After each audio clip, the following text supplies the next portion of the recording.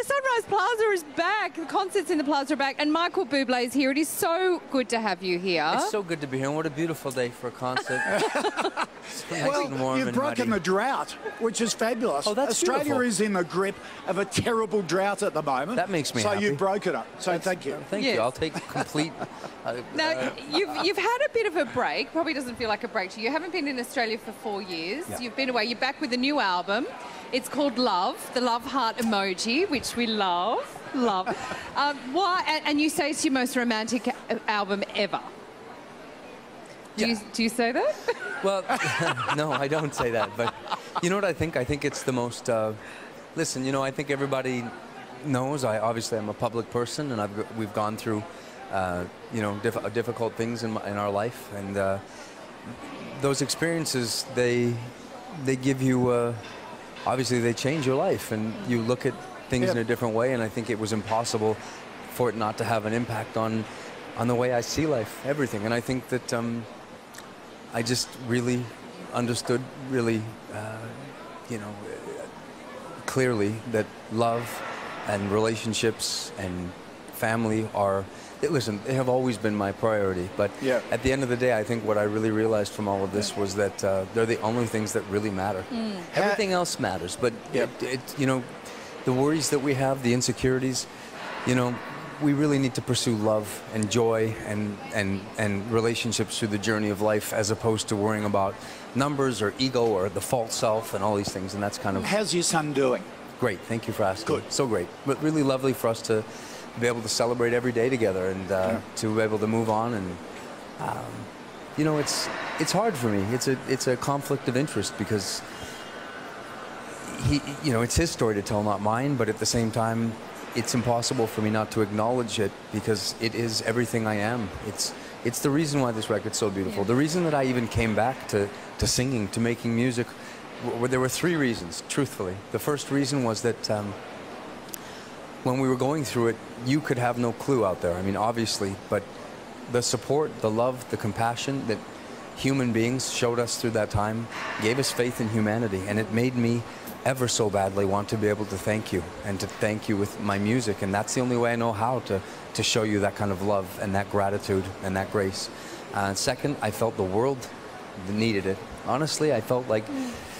You know, I mean, every single day you talk about all these devastating and impossible things that are happening and breaking people apart, and there's so many conflicts right now, so many happening. And I felt, God, why can't I make beautiful music to heal and to just put that love out, and maybe make some baby-making music, you know? And the last is that I love the music. I'm passionate about the songs I sing and the genre. And if I had ever thought at 16 years old that I would be allowed to carry the legacy of my heroes, to continue the music of people that I love, like Frank Sinatra and Dean Martin and even Tony Bennett, and that I'd be allowed to be one of the few who got to interpret the songbook and sort of introduce it to... I mean, this is what makes it even more special when I look out and I see little kids and they know the words to the songs, and their parents are singing it with them. It just means that I get to be a part of continuing to sow the seeds of such an important genre of music. Do you have a favourite song on the album? I do. I really like La Vie en Rose a lot. Right. La Vie en Rose I sang as a duet with a great jazz singer named Cécile McLaren-Savant.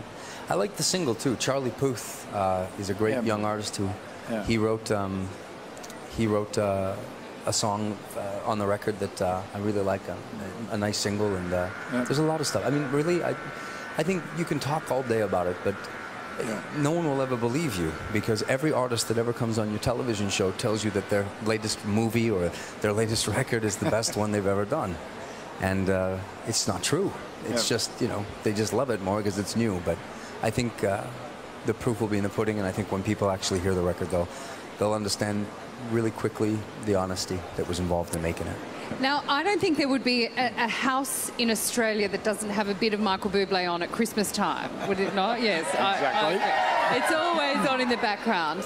And you, I understand, discovered jazz when you were 5, one Christmas, listening to a Bing Crosby album? Well, I don't think it was such a discovery as you know, one day it happened. I just think my mother and father loved Bing Crosby, and they always loved Christmas. Christmas was that time, you know, they had they had 2, 3 little kids, and they really saw the world through the wonderment of their children's eyes, the way that I see the world through the wonderment of my child's eyes. And so I'm still a kid, and I love Christmas, and so I just have such great fond memories of that being, because at that time we had either the record player or the cassettes, and I love the kids when they look at you and have no idea what you're talking about. But that Bing Crosby record would go over and over again, and it really was, in an indirect way, my introduction to that style of music. I mean, for me, it was just Christmas songs, but the older I got, the more I realized that I had digested this style and all of this wonderful musicality, and that I had fallen in love with it, and it was really a part of my soul. It's a part of the essence of me, and so it's very natural for me to be able to do it. And I love learning about people's families. Obviously, you come from a very close family. Dad was a salmon fisherman. Used to help him during school holidays. Salmon murderer, yeah. Used to sing to the salmon. Yeah.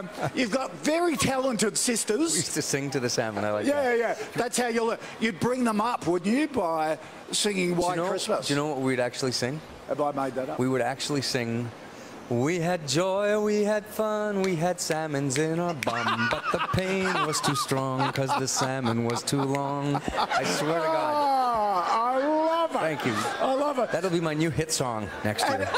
And is it true your grandfather got you your first gigs at a nightclub because he used to do their plumbing? Yeah. I was 16, and I wasn't old enough to get into the club, so he would sort of tell the club owners that if they let me come and sing with the bands and sit in with the bands, that he would actually do the work. He would actually, go and put a hot water heater, or, because he would go in and literally. I know it sounds funny, but man, there's been so many jokes from so many journalists, because they knew the story of my grandfather being a plumber and helping me get in the business. And so you have no idea of how many times I heard them say, "Well, your grandfather must have had really good pipes." Yeah, not funny now? Not funny. Listen, you became a father for the 3rd time a few months ago now, is it? A little girl. A little girl, 2 boys and now a little girl. Vita. Is it different being a father to a little girl, do you think? Come on. No, I mean, of course. When she turned 16, it will be. I'm in love. I'm in love with all my. There's no difference in what I feel. What was strange is the aesthetic for me was really. I don't know how else to say it.